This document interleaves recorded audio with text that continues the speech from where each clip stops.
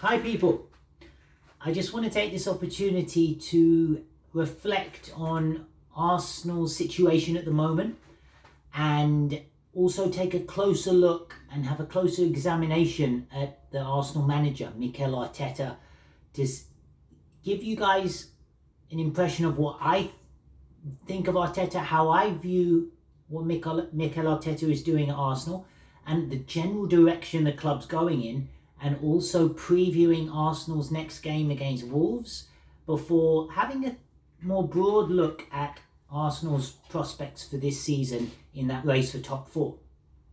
So, first things first, I want to dissect the previous game against Brentford. So Arsenal collected their second win in a row. That's 2 wins since the recent international break. And Arsenal won 2-1. I've watched the game, I watched the extended highlights package of the game, and also I've seen the first half in full. But because of the hours, the difference in hours and time here in Australia, I haven't been able to watch the complete second half, but I've seen the bulk of the highlights, 20 minutes or so of those. So my impressions of that game, I felt Arsenal played very well. I think the fluency was somewhat there. I think Arsenal were stringing the passes together, creating movements. The interchanges with the guys in the front line were working pretty well. Martin Odegaard was often at the heart of these passing sequences, bringing Saka in on the right or Emil Smith-Rowe on the left. I thought Emil Smith-Rowe had a fine game for Arsenal, coming in for the suspended Martinelli. Scored Arsenal's first goal, cutting in from the left channel and placing a low shot beyond Raya in the Brentford goal. Before Saka added one 10 minutes from time, a well-drilled left-footed shot. Brentford got a consolation in injury time, but Arsenal ran out 2-1 winners. Again, the midfield pair of Xhaka and Partey were solid, did their jobs, moved the play forward between the phases, so we're able to start passing sequences from the defensive third and transition forward through to the attacking third. So they were really good at progressing the play. The defenders, solid. Cedric, another game at right back, another solid performance from him. Tierney was excellent, I thought. He's got an excellent touch, Kieran Tierney. His ability to control the ball and then move it on is really good. And I thought Ben White and Gabriel, as always, they're such a solid partnership, almost impregnable. You can't break through them. They work so well together because Ben White is very stylish, excellent on the ball, able to put these raking diagonal passes out, left foot or right foot. Excellent range of passing from Ben White. And Gabriel, very physically imposing, very brave, able to put his body in the way, make it difficult for the centre forward coming on. But also he's very intelligent on the ball as well, Gabriel, and is equally adept as Ben White at those passes as well. So Arsenal have got a fantastic team, and they were all on song against Brentford. Ramsdale solid in goal. Lacazette up front was decent. So Arsenal are in 6th position, I believe 1 point off Man United with 2 games in hand on them in 5th place. 1 point off West Ham with 3 games in hand on them. I'm pretty sure that's the state of play in the table. And just thinking about Arteta now, people. So Mikel Arteta has been at Arsenal since December 2019. Now he's been there, 2 years and 2 months. Not that long in the grand scheme of things. He inherited a very volatile situation. I would go as far as to say a broken culture at Arsenal. The situation at this football club was not healthy, I think there was issues with professionalism, issues with compliance of your contractual obligations. I don't know everything about what was going on, but I just feel like players weren't buying into what they needed to do on a weekly basis. I heard stories of players missing training, and back in Arsene Wenger's days, there was rumours of players smoking at half time, or just somehow not embracing what needed to be done as a professional footballer, and it not so much the tangible things that you can pinpoint, but the intangible things, the less obvious elements of the general body language and presentation of how these players conducted themselves on the pitch pre-Arteta. I felt there was issues with that. The players didn't seem fully committed to the cause. They'd be flaky.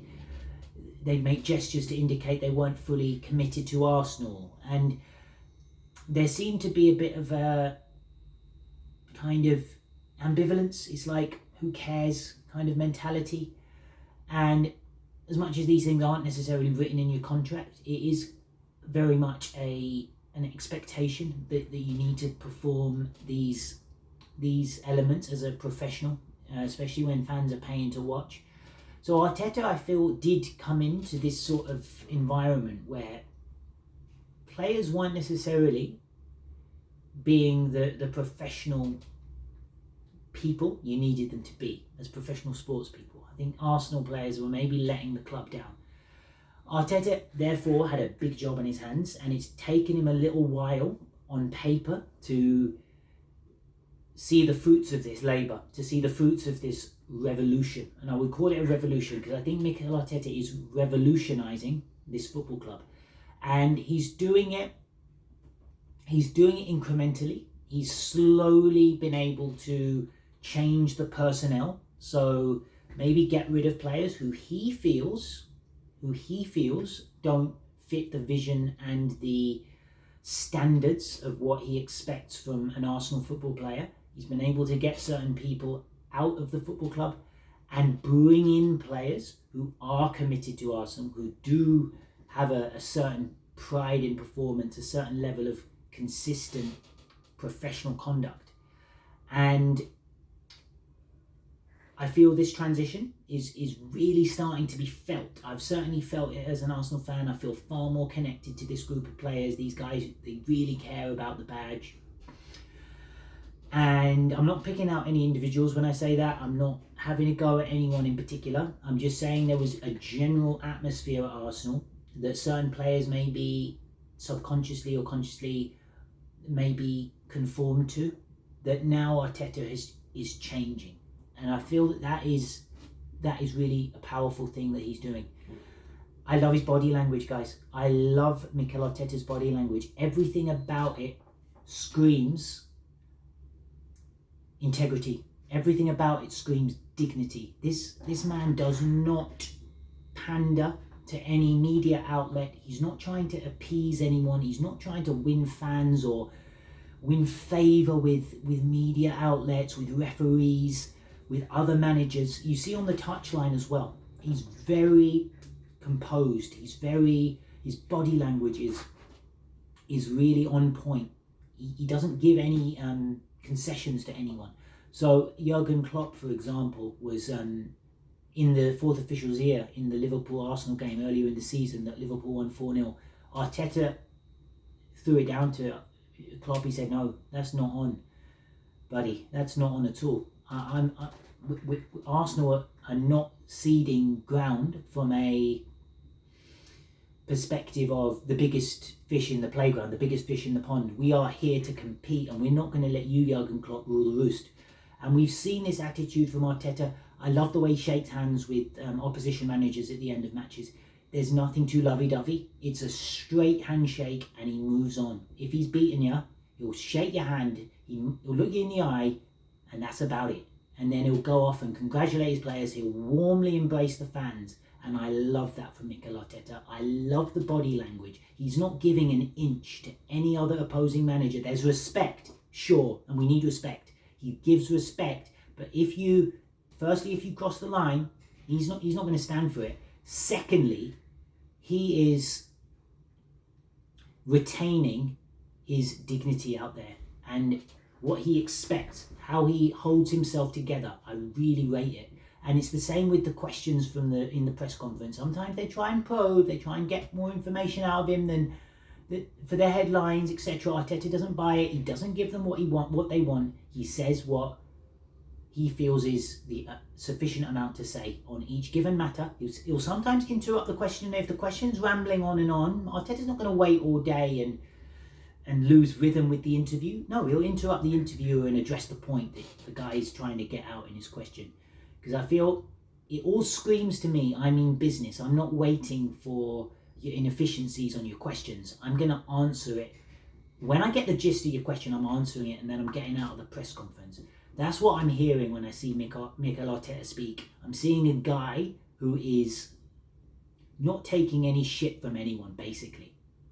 So I really like Arteta, and I feel it's something that needs to be respected with Arteta.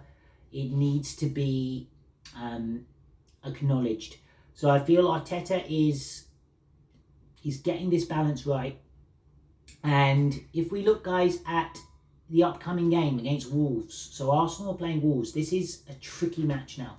It is.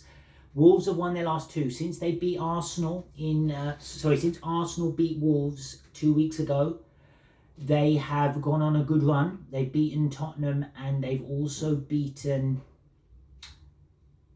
Leicester. So Wolves are knocking on the door. Arsenal, I feel, can definitely beat Wolves, and I think they need to maintain and keep up this attitude that they've been showing of late, and this winning mentality, this togetherness, the team spirit. I'm starting to see it shine through.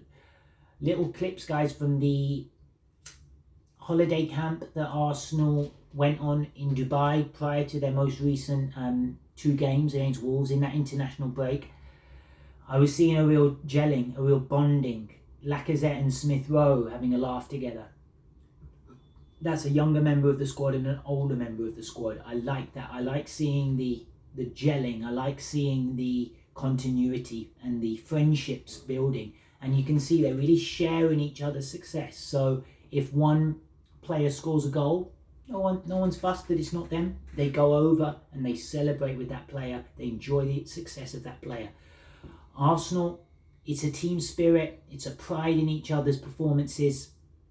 And it's a standard and a real willingness to give back to the fans. These players really care. They want to give back to the fans. And I'm seeing it every day, guys. I'm seeing it on the pitch.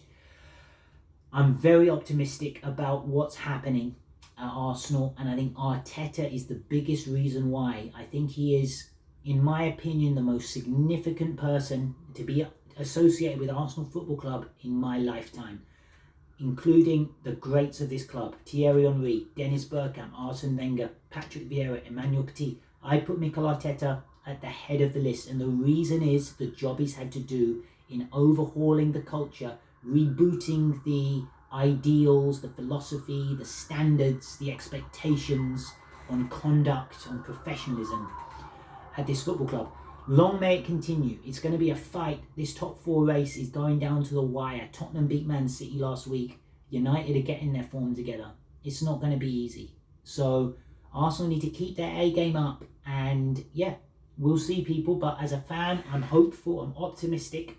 But for sure, Arsenal need to keep this momentum going. And yeah, we'll see what happens on the other side. Okay, guys, so after Wolves, I'll do another rundown, another review of that game. Hope you enjoy that one. Stay tuned for more Arsenal content, and have an awesome day, guys, wherever you are. Peace.